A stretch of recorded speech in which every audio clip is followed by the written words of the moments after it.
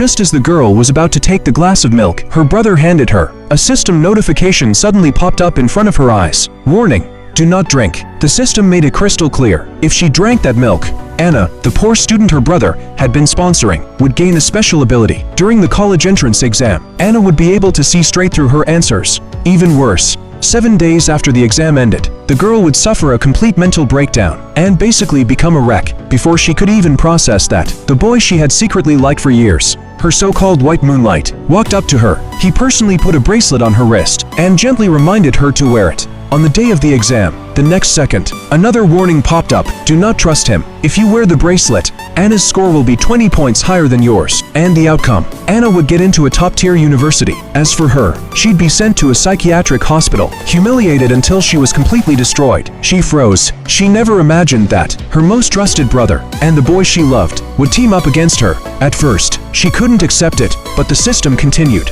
revealing the truth.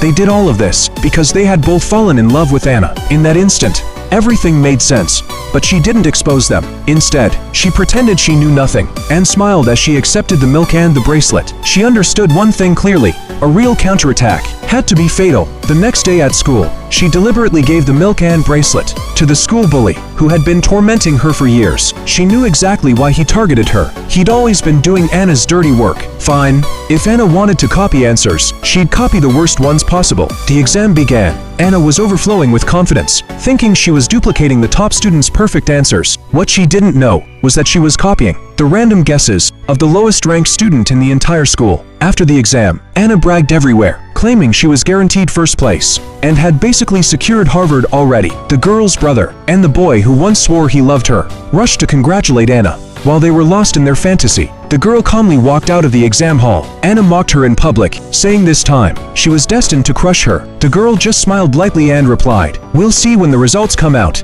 Anna's face turned green with anger. Seeing her wronged, the boy who adored her felt heartbroken and announced on the spot that he would throw Anna a grand celebration banquet. On the day the scores were released, the girl didn't even bother reacting. A few days later, she received an unexpected phone call. The caller was a professor from Harvard. He formally informed her that she had ranked first in the entire province and invited her to submit her application early. She agreed without hesitation. The professor then contacted the head of the Education Bureau, requesting that the bureau chief personally deliver her admission letter. No sooner had she hung up than her phone rang again. This time, it was the head of the foundation. He told her that Anna was organizing a celebration banquet and had specifically invited her to attend as the sponsor. She agreed immediately because she knew this was the perfect stage to expose everything. The next day, the banquet was held as planned. Teachers and classmates all showed up. When the host introduced the sponsor, the girl stepped onto the stage from the crowd. Anna Froza, her brother and the boy who loved Anna were convinced she was faking her identity